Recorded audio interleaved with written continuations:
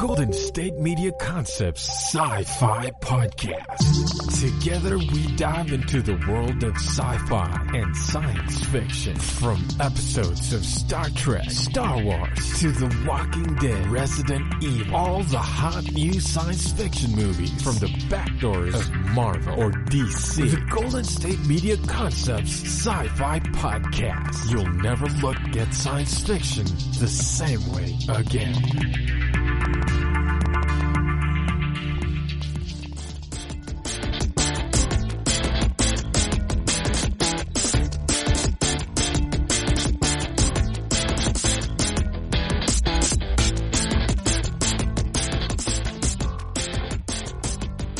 Thank you for tuning in to the GSMC Sci-Fi Podcast, brought to you by the GSMC Podcast Network.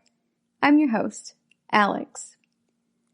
Today, I want to talk to you guys about one of my favorite topics of all time, and that would be Star Wars. We are going to talk about it in relation to semiotics, including the semiotic square or the Grimace square, binary opposition, the Lion King, and what this has to do with our current socio-political situation. So, it's going to take a little bit to explain the background for this, but stay with me. We're going to take an anthropological approach to understanding the world around us with some of our favorite stories. Seeing anthropology in sci-fi and applying anthropology to sci-fi are some of my favorite concepts in the world. It allows us to see a little bit deeper past just the surface of a good story. That's one of the reasons why Star Trek is one of my all-time favorite sci-fi franchises. I would also generally make the argument that Star Wars isn't sci-fi so much as it is a space opera fantasy. But this podcast is also about speculative fiction, and we geeks like to argue about where Star Wars should fall anyway. In general, if someone asks me if I like Star Wars or Star Trek better, my argument is that that's like comparing apples to oranges. Sure, they're both fruit, but they are two totally different types. Just like they're both speculative fiction, but they are different types. For example, an apple is a palm fruit. So those are fruits that have a core that has several seeds with a tougher membrane around it. And then around that membrane is an edible layer of fruit flesh. So think pears and apples. Whereas oranges are citrus fruits. So sure, we can compare apples to oranges, as Lil Dicky says in one of his songs, but only in that they are both fruit. So Star Wars and Star Trek are really going to end up being fantasy versus sci-fi, but they are both speculative fiction, and I will grant you that. They do both take place in space, just like apples and oranges both grow on flowering trees. Juxtaposing them, though, can really tell us some interesting stories. It can tell us more about what we're looking at. And that's why we're going to really take a structural anthropology approach today. So, structural anthropology, if you are unfamiliar with it, is a type of anthropology that was based on Claude Lévi-Strauss's idea that there are certain deep structures in all cultures, and that includes in the types of storytelling. So essentially, all cultures are equitable, and a lot of the stories can really be compared and told the same way. We've spoken before in here about dialectics, and that's just how things are juxtaposed with one another, how things are compared as concepts, generally using opposing things, opposing concepts. You may have heard the term dialectics before in a discussion about Marx or Hegel. It goes all the way back as a concept, though. to ancient Greek philosophy. The basic concept is that every situation has two oppositions and then a resolution. So some researchers and scholars over the years have termed these as thesis, antithesis, and synthesis. And then Levi-Strauss argued that cultures also have this structure. So you can use this to talk about stories or talk about cultures, how different ideas are fought and resolved to create rules for marriage, for rituals, for mythology, and you can use it for fresh, new ideas. So one of the things that I normally talk about in reference to Claude Levi-Strauss is binary opposition. So these binary opposites are the similar principle of these dialectics. So you can't understand warm or cool without the binary opposites of hot and cold. What is warm? Well, warm is between hot and cold, but closer to hot. What is cool? Well, it's between hot and cold, but it's closer to cold. And tepid is right about there in the middle. So these are binary mediators, warm, cool, and tepid, that are between the spectrum of hot and cold, with those being our binary opposites. You can also think of binary opposites as being like high and low, or life and death. A lot of different cultures can be understood in terms of these opposites. It is really easy to help you visualize these things as well using binary oppositions. As Claude Levi-Strauss says, they are good to think with. And that just really means that it helps you understand the world around you by providing a framework. And that framework can just be those two initial opposites, or we can expand that into squares, referred to as semiotic squares, or the Grimace square, which we'll touch on in our next segment. So really, when we're practicing structural analysis, we're trying to really reunite the perspectives that these things, or these concepts, have to be mutually exclusive. So things like quality and quantity, or the etic and the emic. Is tepid both hot and cold, or is it neither hot and cold? And that's really what we're going to suss out today. Not that specific instance, but we're going to come up with our own binary mediators and our binary opposites to discuss Star Wars. But that's really what we're trying to do, to reunite these perspectives, to see their commonalities as well as their contrariness. And Levi-Strauss was strongly influenced by structural linguists like Emil Durkheim, who may be one of the most famous ones you may recognize.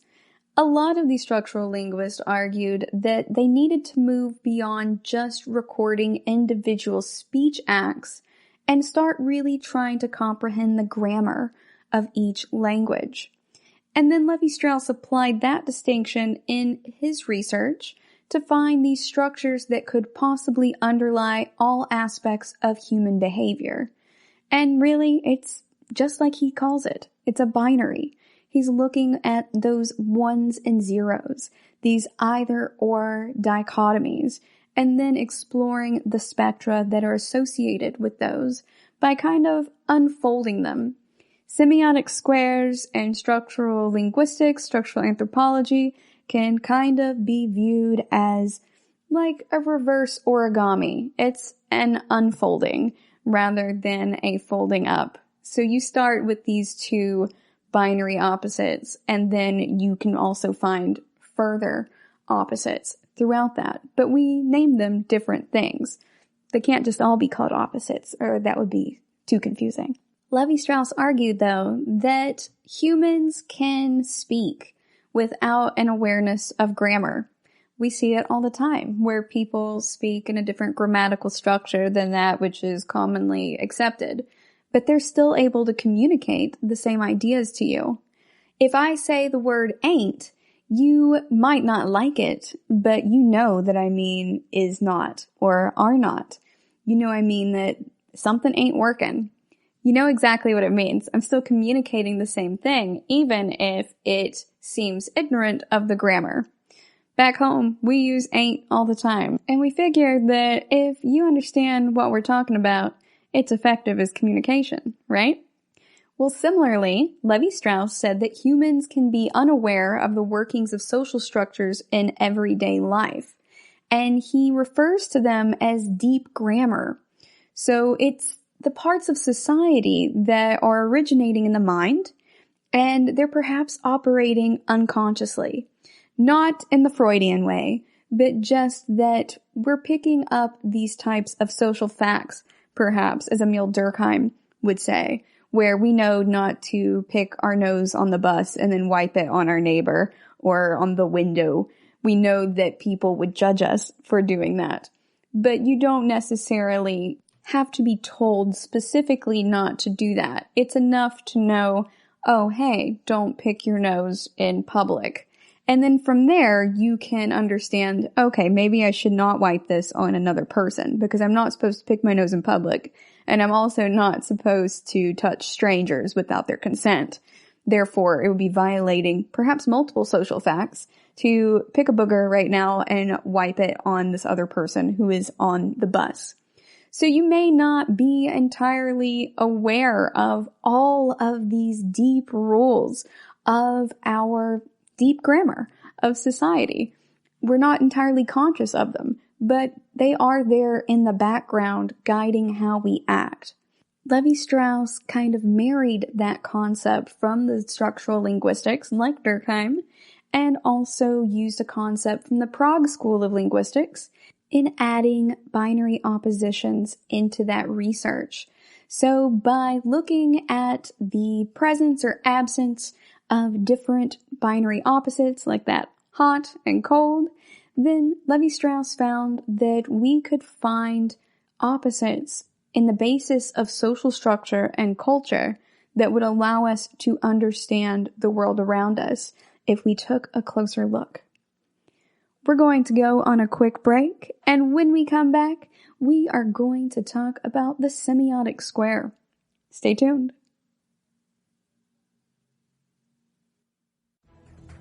Want to find out what movies to go see? Then check out the GSMC Movie Podcast. It's your ticket to the latest movies, whether it's a new blockbuster event, romantic, comedy, or action flick. This show has got it all covered. They talk some what to go see now, don't bother, what's hot on Netflix, and everything in between. That's gsmcpodcast.com/movie-podcast. When it's all about the movies, it has to be this new show. Don't forget to like them on Facebook and follow them on Twitter. Visit gsmcpodcast.com for more info.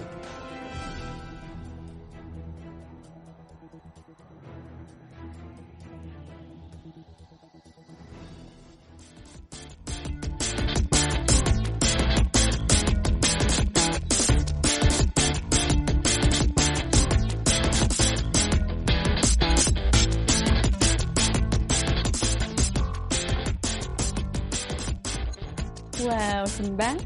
Before the break, we were introducing the concept of structural anthropology via structural linguistics and the Prague School of Linguistics, especially as that relates to Claude Levi-Strauss, who was a structural anthropologist who argued that by using binary opposites, we would be able to examine the grammar of human society and human culture, the unspoken rules that govern interaction, that are in our unconscious, not in the Freudian way, really, but just things that we don't really think about, but we happen to know. So we're going to now talk about the semiotic square.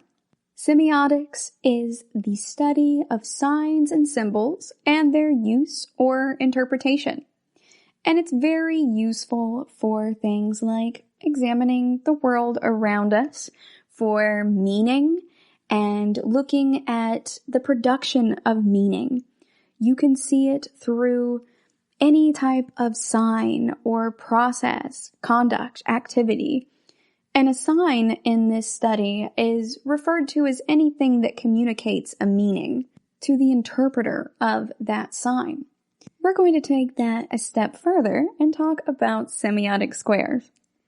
So as I mentioned previously, the semiotic square is also often referred to as the Grammas square because it was developed by Algirdas Grammas, a French-Lithuanian linguist and semiotician, and he believed the semiotic square was able to really show us the elementary structure of meaning.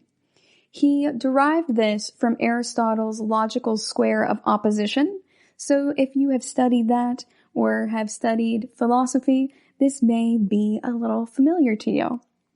We use this tool sometimes in structural analysis to understand relationships between semiotic signs through opposing the concepts, like by using binary opposites. And that can be feminine, masculine, beautiful, ugly, or oppressed and oppressor. Grammas first published this concept in 1966, and then he developed it further with François Rostier in The Interaction of Semiotic Constraints in 1968. Following that, the original book was later published as the book Structural Semantics, an Attempt at a Method in 1983. So with the semiotic square, it's going to look more like a rectangle, but y'all, it's cool. A rectangle's a square, right? So it's going to have several different positions, and it depends on which particular school of thought that you're following on this. But the basics are going to be in the upper left-hand corner, you're going to have the S1 position. And S1 is there to indicate one of our binary opposites. So in the case of Star Wars, we're going to use oppressor. And then your S2 position is going to be the opposite, in which case we are going to use oppressed. You could also use masculine and feminine or hot and cold. It really just depends on what you're truly looking for. And sometimes it's voiced and voiceless that is used instead. There are so many options out there. If you can think about anything that has a binary opposite, then you can go ahead and typically pop it into a semiotic square for analysis. So this S1 to S2 binary relationship is showing us contrary signs. S1 is going to be the first element, and S2 is its opposite in the pair. So the second binary relationship is created on a neutral axis. So the neutral axis has the little squiggle on it, and we see it as squiggle S1 and squiggle S2. Squiggle S1 is down below S1, and squiggle S2 is down below S2. This little squiggly line is also referred to as a tilde, or a swung dash, or a twiddle. So you can call it any of those things, and it's in the upper left-hand corner of your keyboard, typically right under the escape key. It's what we use in math to typically mean approximate. In the case of semiotics, it is being used for the square to indicate that it is the neutral axis. So it is neither S1 nor is it S2. So when we look at that second binary relationship on that squiggly axis down there at the bottom line of our square, then S1 is going to be what we call the complex term, and S2 is our neutral term. So this is where we get that real difference. Every element in that system is kind of unfolding with its own opposition based on its differences from the other elements. In a lot of interpretations of this, the S-axis, which is our plane axis, is a little bit more complicated. So squiggly S1 is a combination of S1 and S2, but is also contradictory to S1. Squiggly S2 similarly has aspects of neither S1 nor S2. So we have a neither both is what's going on. So squiggly S1 is going to be both 1 and 2 at the top, and then, so in our case, oppressor and oppressed, and then the squiggly S2 at the bottom is neither oppressor nor oppressed. And you can finally identify squiggly S2 after you have identified all of the others. So you define 1 and 2, and then you define squiggly S1, and then finally squiggly S2. So squiggly S2 is very difficult to identify. It is one of the hardest, but it's also considered to be the most critical position. It's typically going to be open or empty or unnamed for the longest time, because identifying it is really the completion of the process. And so, like Rick Sanchez says in Rick and Morty, sometimes science is more art than science. And he really gets it right with that one. So in our particular square that we have now, at the top in the S1 position, we have oppressor, and in S2, we have oppressed. Down in the lower two corners, we have the squiggly S1 and the squiggly S2. And those are going to be not oppressed, which we can also think of as being free, and not oppressor in squiggly S2, which we can also think of as being liberator. Now, one could argue that the opposite of oppressor is liberator, but that would be more of an argument of good versus evil, when instead we are viewing this as oppressor versus oppressed because it's through the lens of power dynamics. So you would not be wrong, but this is a different way of looking at that is also correct. It just depends on whether you're looking at right versus wrong / good versus evil, or if you are viewing it from the aspect of power dynamics instead of from one of morality. You are certainly welcome to also draw your own semiotic squares. In fact, I highly encourage it. It is a very illuminating exercise, and you will find yourself writing and rewriting these very likely as you go along. I have written several of these and then gone, oh my gosh, this is actually something else. And it's turned out to be pretty cool, in my opinion.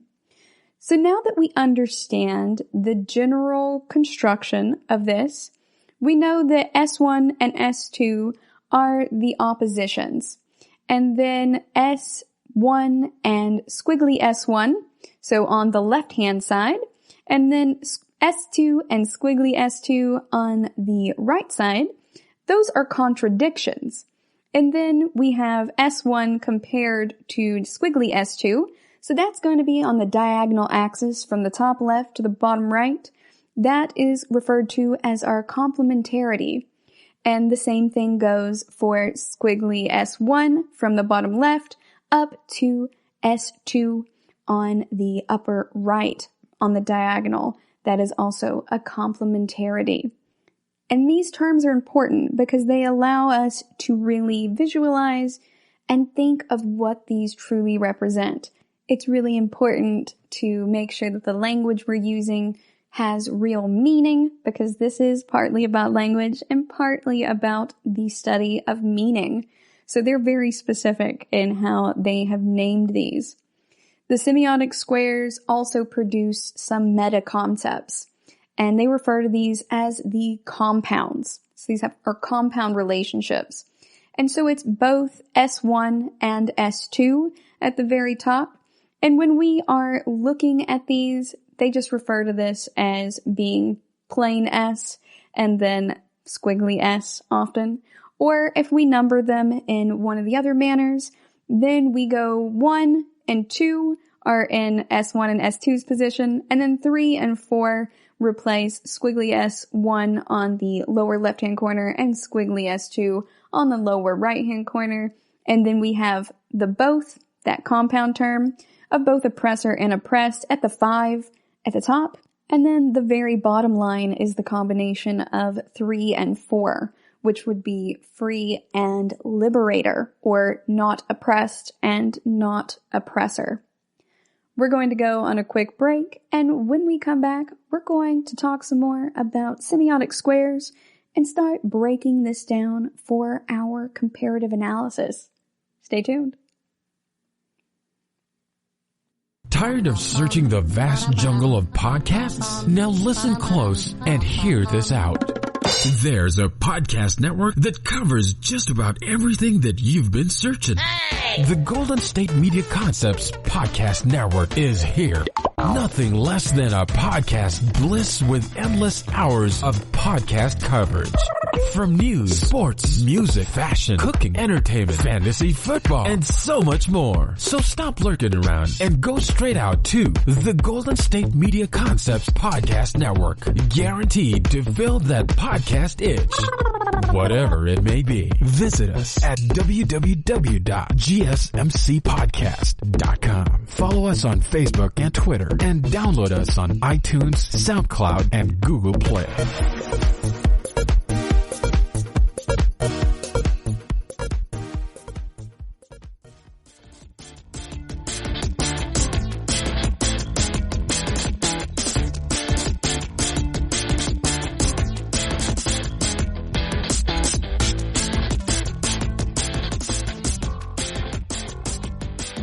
Welcome back. Before the break, we were breaking down the structural analysis of the semiotic squares and talking about what that truly looks like. I'm also going to post one for you guys on Instagram and Twitter and Facebook so that you can see what I am talking about, no matter which platform you prefer. In the case of this analysis, we have already discussed our S1, S2, squiggly S1 and squiggly S2, and then our compound terms. The combination of S1 and S2 at the top as being our both, and then the compound term of being our neither at the bottom. So for example, if you do the concept opposites of masculine and feminine, S1 would be masculine and S2 in the upper right hand corner would be feminine. And then squiggly S1 in the lower left-hand corner would be not masculine, and squiggly S2 in the right-hand corner would be not feminine. S at the top, or that number 5, would be both masculine and feminine, like hermaphrodite or gender fluid. And then at the bottom, you would have neither S1 nor S2, which would be neither masculine nor afeminine. Think agender. As in being without gender. One word, not a singular gender. In addition to laying out your square like this, you can also add in new interrelated squares. So you can kind of stack these squares on top of each other as long as they have associated meanings and really get a layered effect to tell you more about the analysis and help you in your interpretation of whatever you are looking at in the system of semiotics. So this semiotic square has been used to analyze and interpret a wide variety of topics. People use it to look at fables like Little Red Riding Hood, or narration, or print advertising. It's used in corporate language, and it's also often used in my personal favorite, social science, discourse, or other science studies as cultural studies. It helps us to just understand the world around us. Now, I stumbled across semiotic squares when I was in graduate school. We were actually talking about Claude Lévi-Strauss and structural anthropology. And we briefly touched on semiotics as we were going through and really taking a look at how binary opposites are good to think with, how they can help us explore meaning as well as elements of society and culture and stories. And sometimes those are all interrelated. So when we were looking at these, we really just mostly touched on the term semiotics and binary opposition. And when I had to write a paper for class, I stumbled across the Grimace square, and I was absolutely fascinated by it. I cannot tell you guys how many of these squares I drew.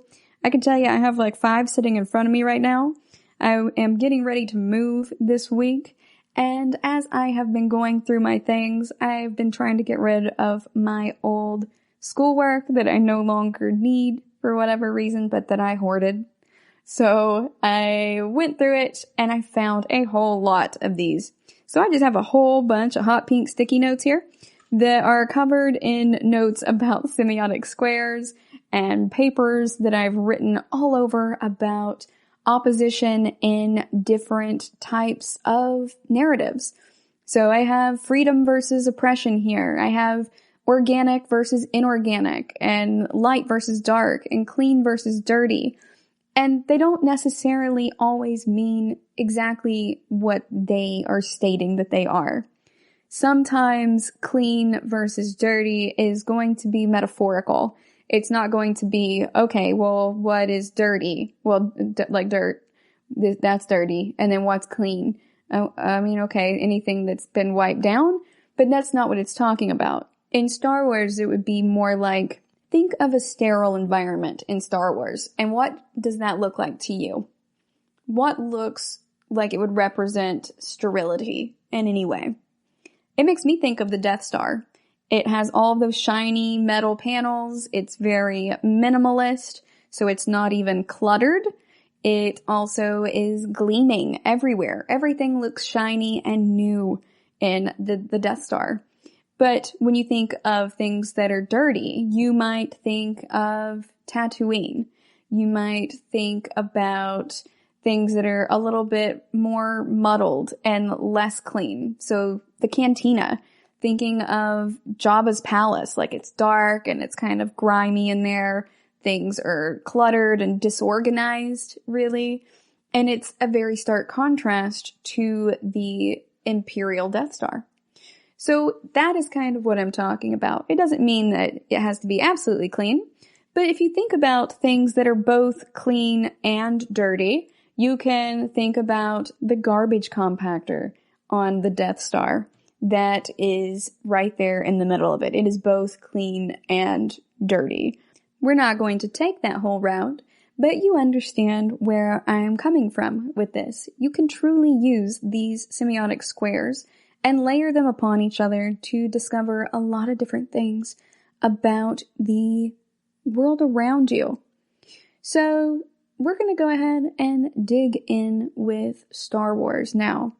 So as we understand it, and check out Twitter, Instagram, and Facebook for that semiotic square if you would like a visual breakdown of this. In the upper left-hand corner, we have the oppressor. So in Star Wars, that is going to be the Emperor. And in The Lion King, that is going to be Scar. So I was tempted at first to put the Empire down in that spot. And in fact, I did in one of my many drawings of the semiotic square for this.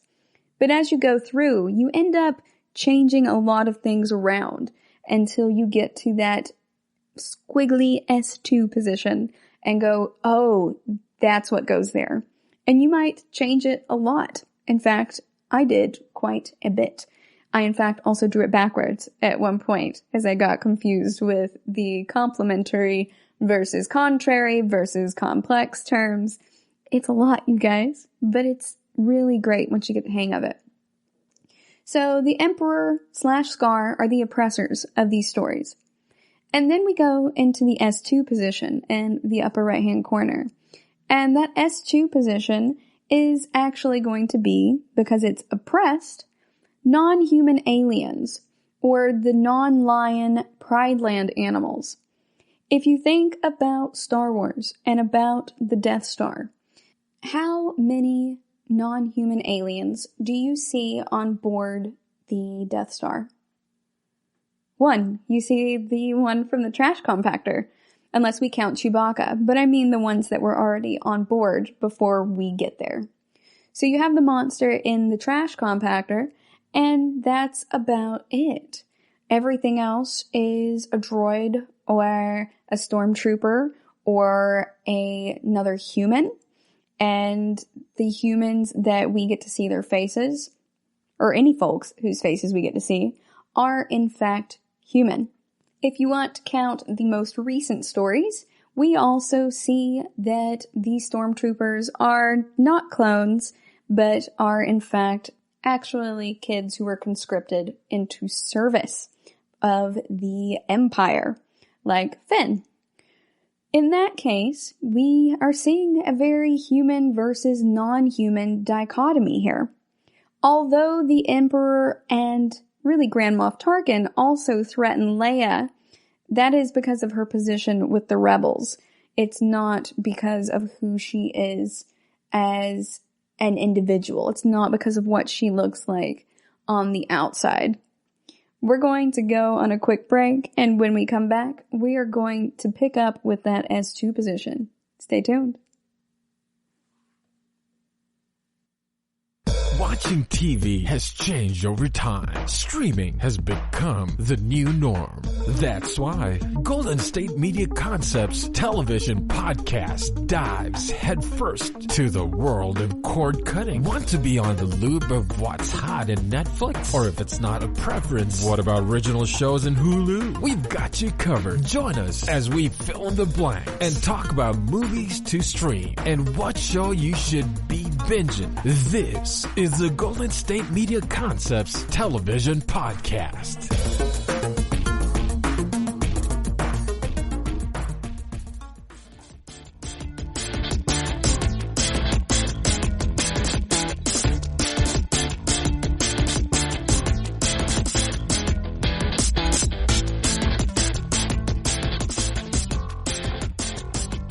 Welcome back. Before the break, we were discussing our binary opposition at the top in the S1 and the S2 position, in which the Emperor and Scar are our oppressors in the upper left-hand corner, and the oppressed are not actually the rebels. They are, in fact, the non-human aliens and the non-lion Pride Land animals. So they are the ones who are being oppressed. They're the ones who are in danger of being wiped out. That is who the Empire is actually oppressing. That's who they're actually going after. So if we're viewing this as a power dynamic, then it's not really the Empire after the rebellion. The rebellion is just standing between the Empire and these non-human aliens.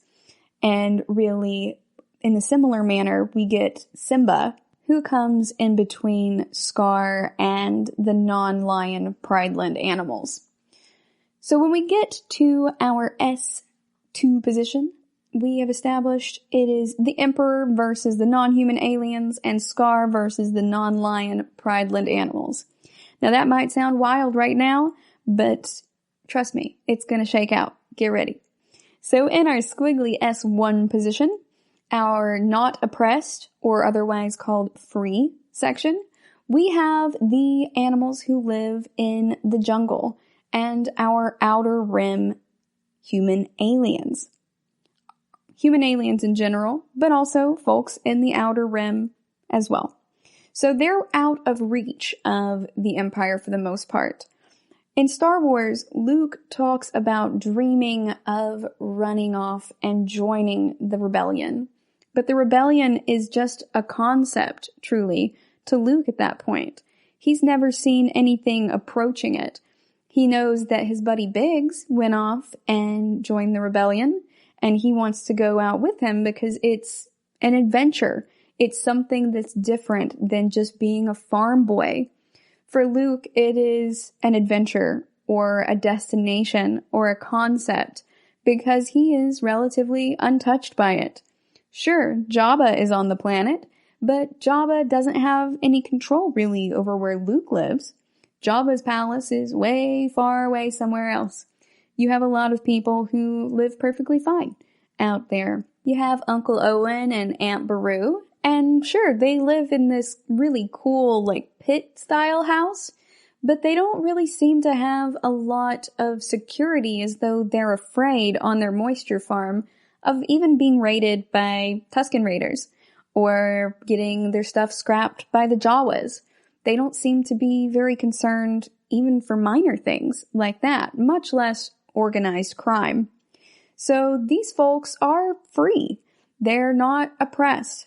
Similarly, the jungle animals are outside of the lines of the Pride Land, just like the outer rim is.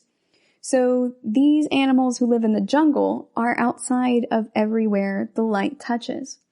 And as Mufasa tells Simba early on, everywhere the light touches is our land. That's our responsibility. That's our domain. So it's really the savannah that they are looking at. And so the savannah and the pride lands are really the prime real estate. Those are the areas that Scar wants.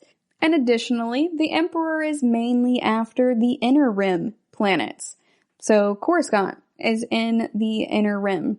Those are the types of places he wants. The places that have power, that have senatorial seats and things like that. He wants to make sure he maintains absolute power and that he gets rid of any folks who would oppose him, especially those who are non-human aliens, because the Emperor is kind of a jerk and he is wanting his people first. And by his people, I mean him. Scar is very similar in that manner. He is just a hedon. He wants to have that unlimited power, just as the Emperor does. Scar took over the Pride Lands and killed Mufasa because he coveted power. And he takes it. And he absolutely does seize it for himself. And then he wields it to just get whatever he wants. Emperor Palpatine, very similar. He is just wanting power. And it doesn't really matter to him what exactly that looks like. He just wants everything. Now, we have reached our term of Squiggly S2. So Squiggly S2 is going to be the non-oppressor, otherwise known as the liberator.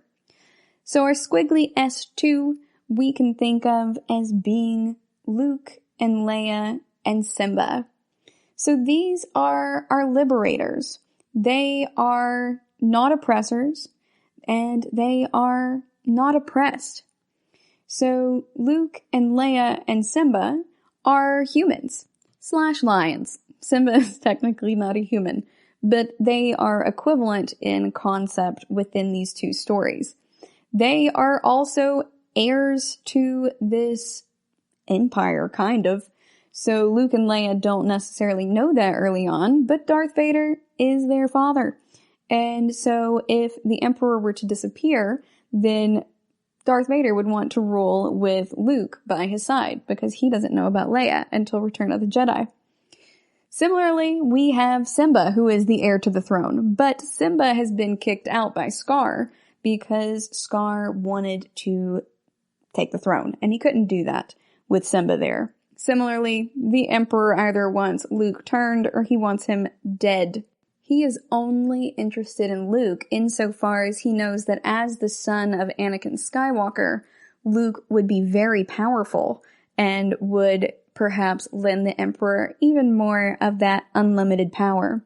And when you crave unlimited power, nothing is ever enough. And so he is still seeking these things, even though he has Darth Vader as his right hand. If we're not getting into the books, we're not going to talk about Mara Jade and the Emperor's Hand and all that stuff. But you get where I'm coming from. So he has everything that he needs. He has a Death Star. He has Anakin Skywalker / Darth Vader. But we see that he still wants more, no matter what. And he's totally willing to just get Vader killed. He's like, screw it. Whoever is the strongest of you is going to be the one to survive. And you can serve with me. It is pretty deranged, but he is very much taking an approach that requires for the fittest to move forward. So that is in his search for unlimited power. He doesn't care if the winner is Luke or if the winner is Darth Vader. He just cares that he has the strongest and that he eliminates any other threats. Scar similarly assigns the hyenas to go out and kill Simba. So the hyenas go out to kill Simba, but they ultimately fail, and he ends up being taken in by Timon and Pumbaa. Which means that at this point, we have two characters who are oppressors, the Emperor and Scar, who are seeking unlimited power, and they are wanting the heirs to either join them or die.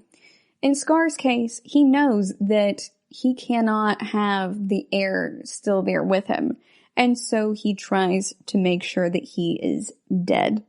And he assigns them to kill Simba, but the hyenas are like, he'll die out there anyway, let's just pretend nothing happened so we don't get in trouble. And similarly, when he sends Darth Vader after Luke, Darth Vader also turns on the Emperor and is like, join me and together we'll rule the galaxy as father and son. So this quest for unlimited power backfires a little bit on both of these characters because the people who work for them are perhaps scared of them and at the very least don't trust them. So they do not want to necessarily go along with what's happening, but they do still want what's best for them. It's very individualistic and very self-centered. We're going to go on another break, and when we come back, we're going to talk about our compound terms. Stay tuned.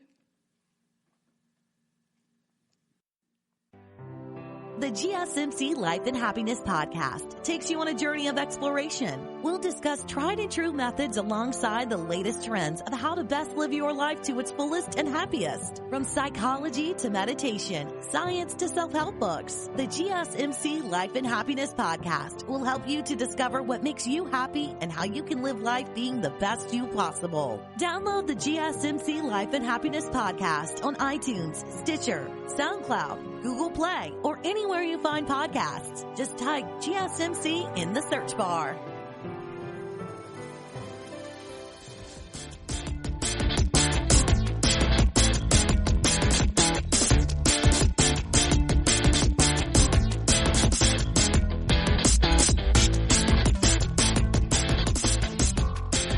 Welcome back.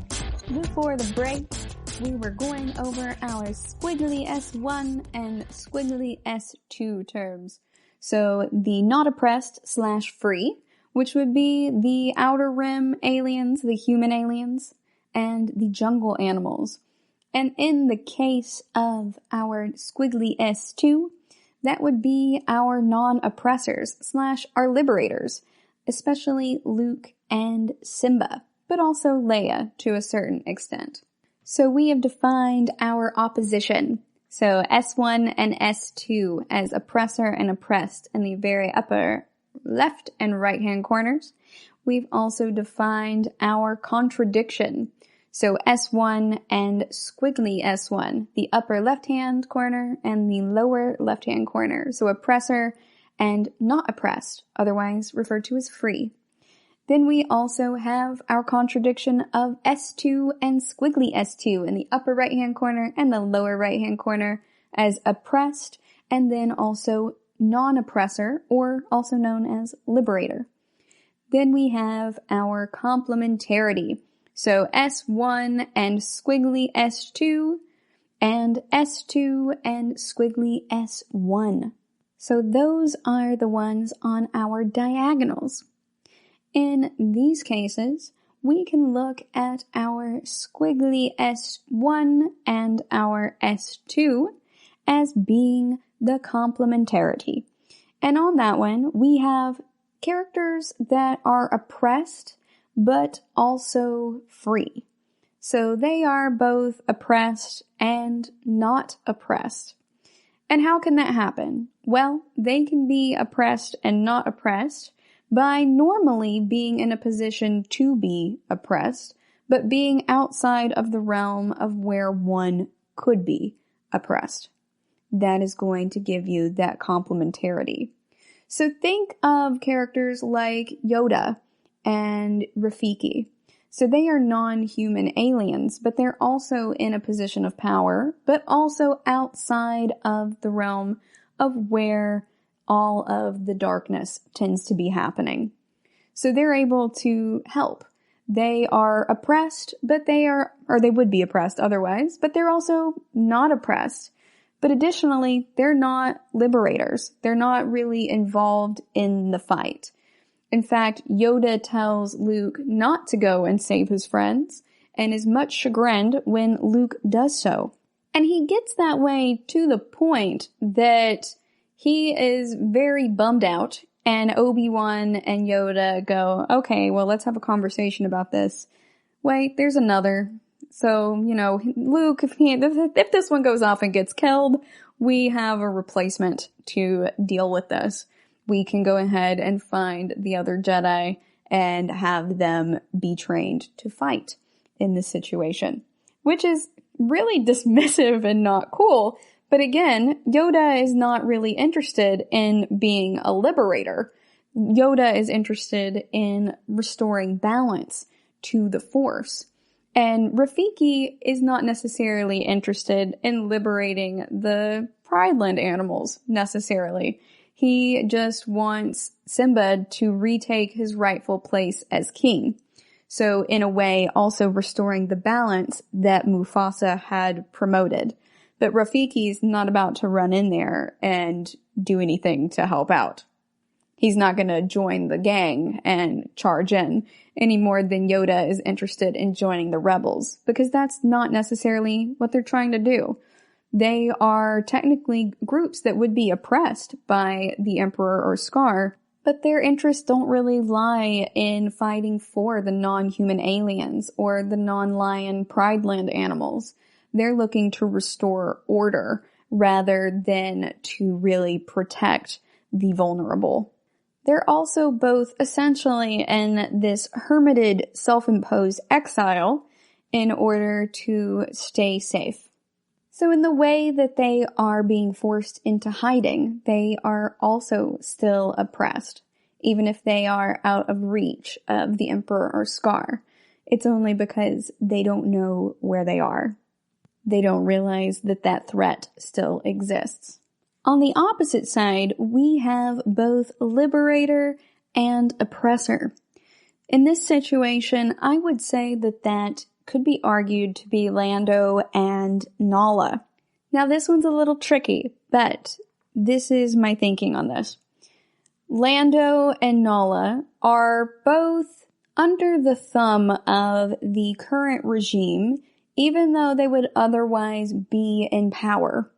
And they're both still present in the areas that are dominated by these empires. So with Scar, we have him in the Pride Lands, which is typically where the lions were presiding, although their chosen leader was Mufasa, and they're not happy to have Scar. But they are going about and doing Scar's bidding. So they are running around and helping to kill all of these other animals for Scar and the hyenas to eat, even though they're not happy about it. But at a certain point, Nala says enough is enough, and she goes out and finds Simba in the jungle. She has a change of heart or a change of mind. We also have Lando in a similar position. He is a human, so he's typically not oppressed, even though he lives in the Inner Rim. However, he is under the thumb of the Empire when they demand that he betrays his buddies, just like Nala kind of betrays her ideals of keeping a balance in the Pride Lands, because otherwise his life is threatened. So when Darth Vader asks for Luke, he is like, they don't even care about Han and Leia and stuff. They are just after somebody named Luke Skywalker. So, this didn't feel like it was going to be that big of a deal. And then he has a change of heart later when he realizes that the Empire has gone too far. That Darth Vader has gone too far, just as Scar has gone too far.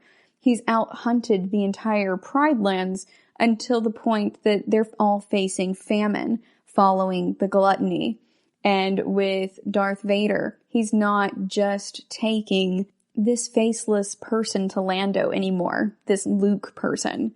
He is also taking custody of Princess Leia, and he's now put Lando's buddy in carbonite, and they weren't even sure at the time that Han could be transported safely and alive in carbonite. It is a hot mess for Lando, and as this slippery slope continues with Lando, just as it does with Nala, they get to their breaking point where they say enough is enough. So they are both somewhat oppressors at a certain point, but they are also liberators, and that they have a change of heart. You may or may not want to argue that Darth Vader also falls into that position. I think that the argument can totally be made, since he does ultimately also turn on the Emperor. And him turning on the Emperor is ultimately what really gives them the ability to bring down that entire regime. Otherwise, the Emperor would just start again elsewhere. So perhaps you can put Vader there. It's up to you. Now that we have covered those, we are going to cover our final two areas. So these are sometimes referred to as 5 and 6, but these are our both and neither positions. We're going to go on a quick break, and when we come back, we'll wrap this up and uncover the actual meaning of Star Wars when viewed through this lens. Stay tuned.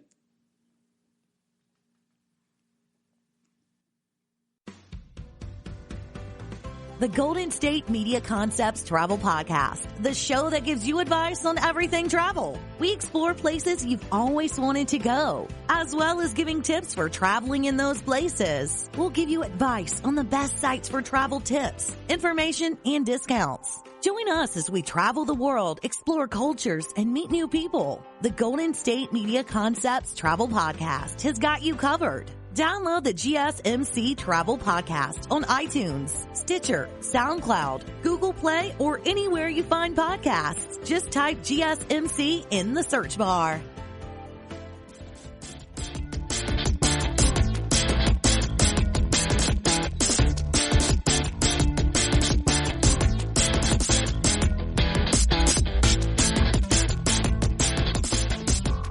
Welcome back.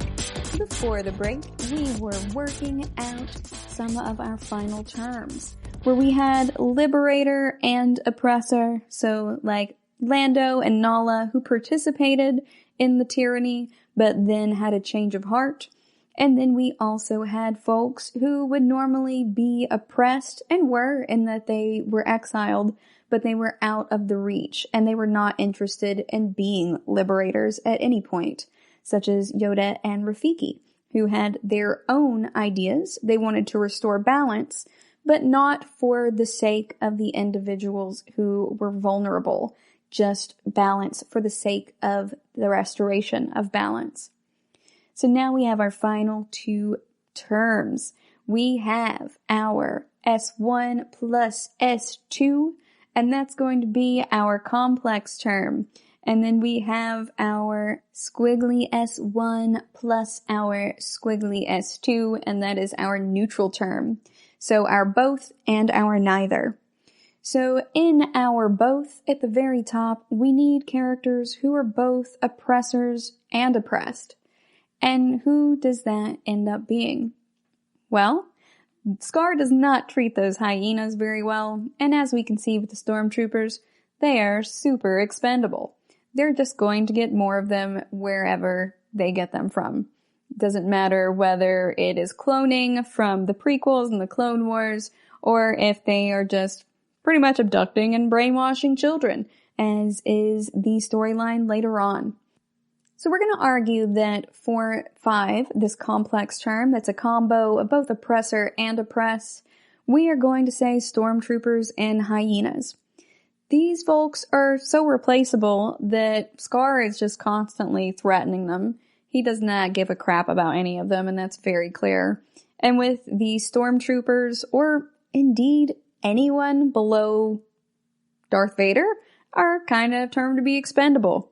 Darth Vader will somewhat listen to Grand Moff Tarkin, but I think that's out of a sense of respect, maybe, rather than any actual hierarchy that would place Grand Moff Tarkin above him.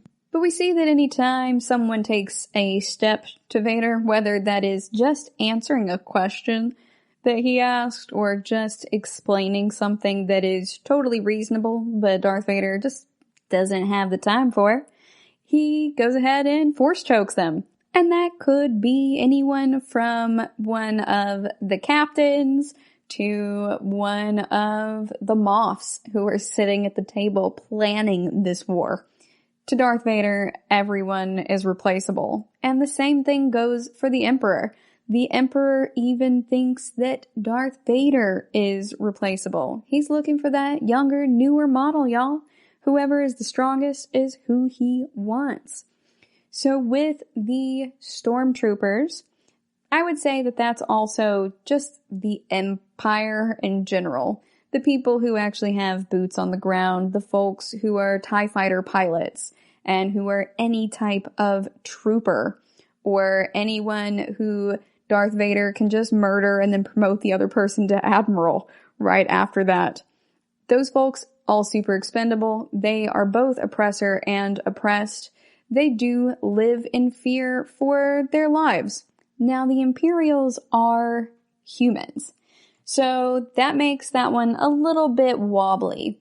The hyenas fall into the Pride Land area, but the stormtroopers are a little bit shaky in that regard if we're looking at them as being non-human aliens, as specifically being the soul folks who are oppressed. But really, the stormtroopers are kind of terrified for their lives, even if they are humans, because Darth Vader's just going around and murdering people willy-nilly. He does not care. So I'm gonna go ahead and leave them there because they are both perpetrating the oppression and they are oppressed. They're super expendable, just like the hyenas, and if you've ever watched both of these movies, they're clearly both supposed to be stormtroopers in the Nazi SS sense. Alternatively, you can also put Jabba the Hutt in this position, because Jabba is running his own crime syndicate.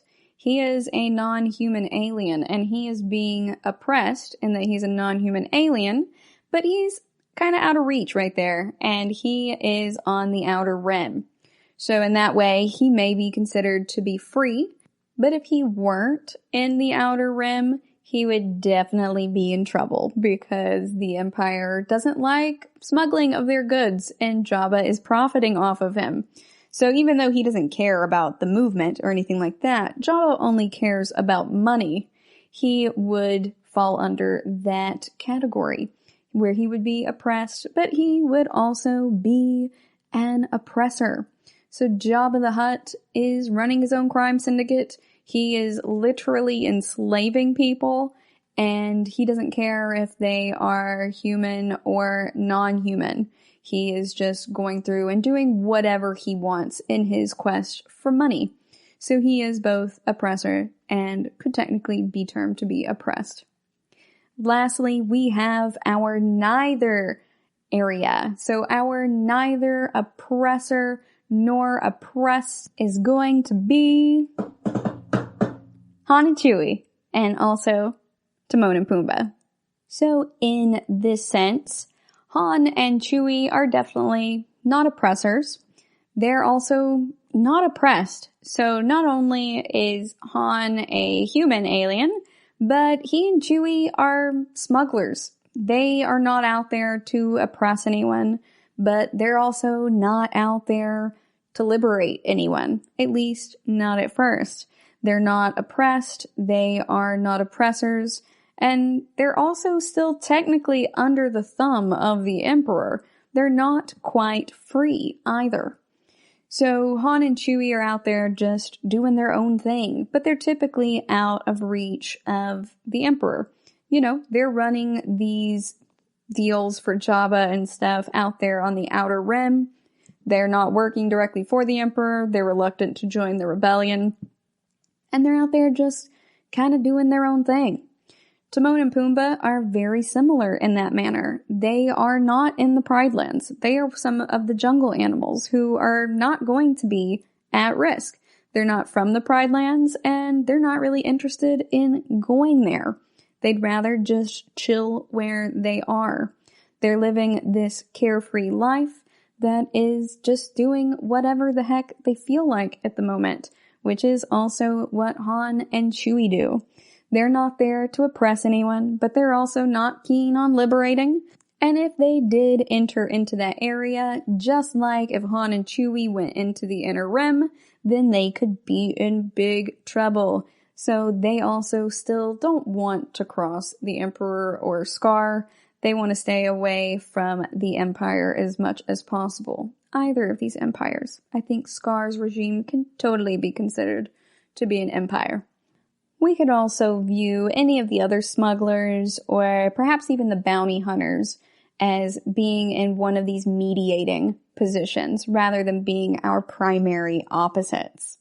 So the mediator positions are anything that is neither or both, that is combinatorial or exclusionary of the others without being in direct opposition.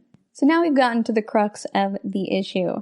Why do we even care about this? What does all of this mean? Why did I sit here for an hour laying out something that is better explained in visual detail? Well, it's difficult to understand it, and you really need both. You need a visual representation and somebody laying it out for you. It works best if somebody can walk you through it on a blackboard as you go along. But I digress. The point that this really tells us is by juxtaposing all of these, we see that Star Wars is not about whether the rebels beat the Empire. It's not about the rebels versus the Empire at all, really. It's also telling us that The Lion King isn't about Scar versus the lions. That's not the goal of it. It's about oppression of these different groups. Star Wars and The Lion King are actually both about ethnic cleansing, and it's very apparent when you view them from a power dynamic. Scar and the Emperor are both just going through and destroying entire worlds. In Scar's case, this takes the form of largely ecosystems, but it is also a genocide, just as the Emperor commits genocide against a bunch of other groups. And remember, they destroyed Alderaan not because they wanted to just get rid of Alderaan. They did that because they did not care about any other life forms. And the people of Alderaan, via Princess Leia and the royal family, were helping to protect the rebels with their money and their resources. And in that way, they were standing between them and total domination of the entire galaxy. Similarly, Scar wanted to make sure that he could subjugate all of the animals in the Pride Lands. And the lions at a certain point weren't doing anything about that. Not until they had a leader like Simba come in. Not until Luke and Leia came in. These groups that were not really oppressed, and they weren't really oppressors. They were liberators. So they come in out of nowhere, more or less, and decide to become allies in this cause. The rebels are integral to making sure that this works out well. And sure, Simba overthrows Scar, but then you also have to have the rest of the lions overthrow the hyenas. So you have these allies. And what it's telling us is that allies' passivity allows for bad things to happen in the world around us. Granted, they had to wait until Simba came of age in order to handle that. But also, everyone thought Simba was dead. Just as everyone except for Owen and Beru and Bail Organa and also Yoda and Obi-Wan thought that Luke and Leia were dead. They had to go on these hero's journeys and literally grow up in order to be able to take on these other generations and just these generational cycles of violence that we see in both Star Wars and in The Lion King, as there are also Lion King sequels. We see themes of these heroes being urged to pursue destiny and do what's right by these hermits, by Rafiki and Yoda. But they're really just pursuing their destiny. We're also assigning it the morality of doing what is right. We also see these ghostly father figures helping to guide our heroes. We see Obi-Wan talking to Luke and Mufasa, speaking to Simba. We also think about the motives. So why did the hero do what has to be done? Is it for their family or friends? Is it for vengeance? Is it just because it's right? And I would say that it's mostly for their family and friends. There's an argument for Luke that he does it just because it's right, but I think that Luke is largely at first just looking for a sense of adventure. And then it's as he gets older and he develops through his training and his interactions with his friends and the Empire that Luke kind of gets this world weariness about him, because he understands that it's not all fun and games. Just as Simba has to come to understand that life is not all fun and games. You can't just Hakuna Matata your way through life. You can, but that's the very selfish way to do it. And that passivity is allowing unjust things to happen in the world around them, even as they may be singularly capable of helping to fix that problem, or just especially capable of helping to fix it. And it really comes down to the personal. Why does Luke keep going back to Darth Vader and to his friends? People only care about what's personal to them. Do you think that if Lando and them had been trying to use literally anybody else, like Porkins, for example, as bait, that Luke would have dropped his training and gone? I'm going to say nah. I'm going to say that Luke would have instead gone, oh, okay, they are going to handle this with, other people going in and saving them. That's what the rebellion does. Just like many Bothans died to get us the initial information. Leia and them didn't go in first. Those people were all unnamed until Rogue One came out. Before that point, we didn't know a single name of any of the people whom that had happened to. They did not say their names. In fact, Luke only knows that something is wrong because he can feel a disturbance in the Force because of his closeness in friendship to these characters. So if any of the other characters had anything happen to them, I doubt that Luke even would have known, and he never would have left. Luke only left because it was personal. Simba only decided to go back when Nala came out and found him, thinking he was dead, but going, oh my God, you're alive, and explaining to him what was happening with his family, and then talking to Mufasa through Rafiki. It's really about making it personal for them. And you see that in real life. People don't care about things until it's made personal. That's why you see so many signs that say, she is someone's daughter, she is someone's mom, she is someone's sister. And then people scribble it out and they say, she is someone. Because you shouldn't have to put it into those terms. You should just go ahead and care about it. But we see that Simba didn't really care about it until it was made to be very personal for him. Luke went because it was personal for him. That is how humans work. So it's important as allies to not remain passive. Your passivity allows for bad things in the world around you to happen.